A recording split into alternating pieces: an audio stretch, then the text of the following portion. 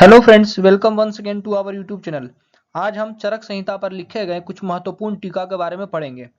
इन सभी टीकाओं में से एक क्वेश्चन जरूर किसी न किसी कॉम्पिटिटिव एग्जामिनेशन में आता है, इसलिए इसको ध्यानपूर्वक पढ़ेंगे।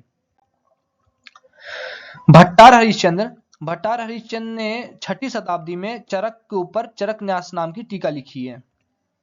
आषाढ़ वर्मा ने 9वीं शताब्दी में परिहार वर्तिका नाम की टीका चरक पर लिखी है। जेजट ने 9वीं शताब्दी में निरंतर पद व्याख्या नाम की टीका लिखी है।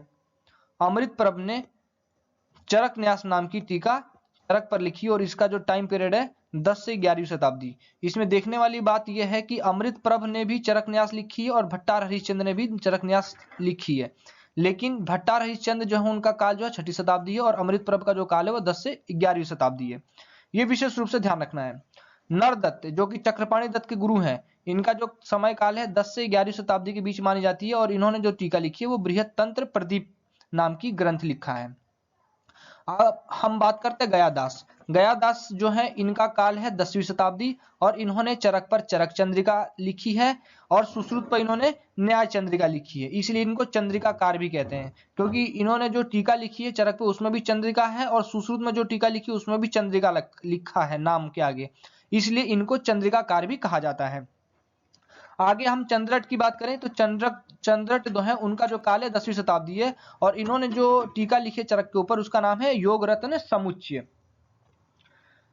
चक्रपाणि दत्त है, इनके गुरु का नाम है नरदत्त और जो चक्रपाणि दत्त हैं इन्होंने जो टीका लिखी है उसका नाम है आयुर्वेद दीपिका, उन्होंने चरक पर लिखी है और सुश्रुत पर लिखी है इन्होंने भानुमति और इनका जो काल है वो 11वीं शताब्दी है। तो चक्रपाणि दत्त के गुरु का नाम है नरदत्त और चक्रपाणि दत्त और नरदत्त दोनों का जो समय है वो 10वीं से 11वीं शताब्दी मानी गई है। ठीक है, आगे हम देखें श्री कृष्ण वैद्य का जो समय काल है वो 11वीं शताब्दी और इन्होंने चरक भाष्य नाम की टीका लिखी है।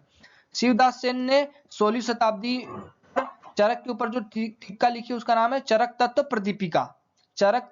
प्रदीपिका। कविराज गंगाधर ने जो टीका लिखी है चरक के ऊपर वो बहुत ही फेमस है, जल्प कल्पतरु, और ये 19वीं शताब्दी में लिखी है। योगेंद्रनाथ सेन, ये क्वेश्चन बार बार आया है कि योगेंद्रनाथ सेन ने कौन सी टीका लिखी है, तो वह है चरकोपस्कार और इसका जो काल है 19वीं शताब्दी है। कविराज ज्योतिषचंद सरस्वती ने 19वीं शताब्दी में चरक प्रदीपिका लिखी है, चरक प्रदीपिका, और शिवदास सेन ने जो लिखी है वो चरक तत्व प्रदीपिका है। तो शिवदास सेन ने जो लिखी है वो चरक तत्व प्रदीपिका है और कविराज ज्योतिषचंद सरस्वती ने जो लिखी है वो चरक प्रदीपिका है। ये इंपॉर्टेंट है, ये ध्यान रखना है। और अविनाश चंद्र जो है 19वीं शताब्दी में इन्होंने चरक पर सर्वप्रथम अंग्रेजी में अनुवाद किया था। तो ये जो जितने भी टीकाएं हमने पढ़ी वो बहुत ही इंपॉर्टेंट है और हर एक टीका को विशेष रूप से ध्यान से हम देखेंगे और इसमें से एक क्वेश्चन जरूर किसी ना किसी कॉम्पिटिटिव एग्जामिनेशन में आता है, चाहे वो AIA PGT हो, चाहे स्टेट के मेडिकल ऑफिसर के एग्जाम हो, चाहे UPSC के मेडिकल ऑफिसर के एग्जामिनेशन हो। तो I think all of you that you got all the point. Thank you very much for watching.